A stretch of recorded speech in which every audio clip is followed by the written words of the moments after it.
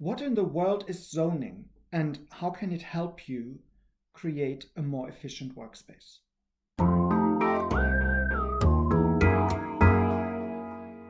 Zoning comes in two flavors. One has to do with how you set up the space you work in to be most efficient, and the other is how you separate the space you work in from your daily life, from your free time. And we're going to look at both. First of all, my situation may be very different from yours, but you may be learning some things and some ideas that you can apply to your own situation. When I'm not visiting clients and work with them at home, but I'm working at my own home, I'm usually in my living room. There's no need really to have an office for me because either I'm working as a virtual organizer through my laptop or I'm preparing stuff that I need for work with my clients in diverse businesses.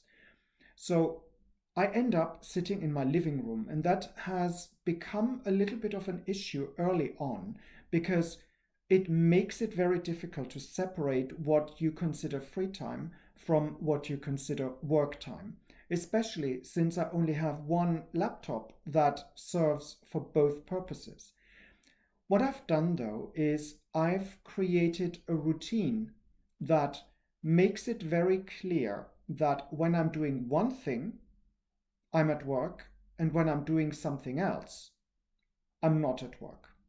And here it goes. First, introduction to my workspace. As mentioned, this is my living room area that also serves as my office. And you can see now my office setup, which differs from the default free time setup by the direction that I'm looking. So in this case, I'm with my back to the window and I have a view of a lot of empty space that is more quiet than looking at the window or outside of the window when sitting on the other side of the table. And you can see there's nothing much of private stuff on my table at this point. The main difference between working and not working is the place that I'm sitting and the view that I enjoy while I'm working. Most of what I've done is to avoid input like birds flying past the windows or being aware of the weather. So I'm looking into the room rather than outside of the room. When the day is over, things change around. My laptop is turned. I take away everything that's related to work except for my agenda because I still receive phone calls from clients. And I put out the stuff that I would consider my private free time things, like the books and my study materials that have nothing to do with work. Besides that, I also have this neutral area that I use during work to sit down and read, or in my free time to sit down, watch films or read. The main point here is that the view angle is different, but it also doesn't focus my view on the table where I would normally do work during the day. This is as far as zoning goes in terms of separation between life and work.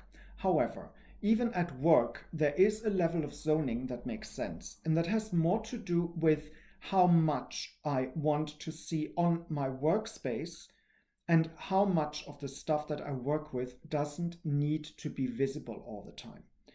As you've seen in the video before, I had very little stuff on my table when I'm working. I have a couple of notepads, I've got my agenda, some writing tools, and the laptop. Why is that? Because that is my zone one. That's what I use actively while I'm working.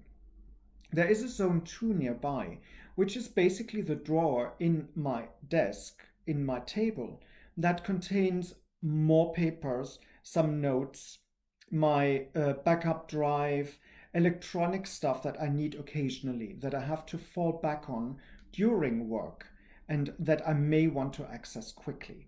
That also includes some extra pens, an eraser.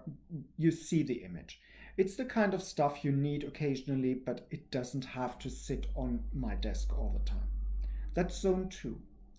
Zone 3 is where I would have my archiving, my printer, things that I'm not using all the time and where I'm not too worried about getting up and moving. And that's exactly what I have to do, because all those things are in my other room. You may remember that I organized some of it.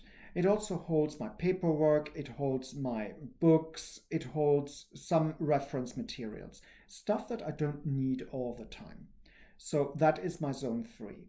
Because my desk is as clean as possible, it also is easy to close down business in the evening, put everything away, namely in the drawer, and turn my desk around to become a living room table that I can use for all things that I would do in my free time.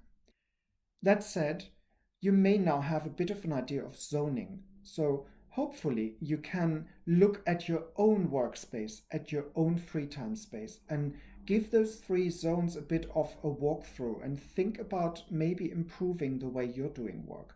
Is there stuff sitting on your desk that you never really use? Is there stuff sitting on your desk that is just for reference or has no point in being there in the first place? If so, take care of those, and you'll find that your workplace is not only more comfortable, but it can be hidden much more easily if you work from home. That said, think it through and come back for more.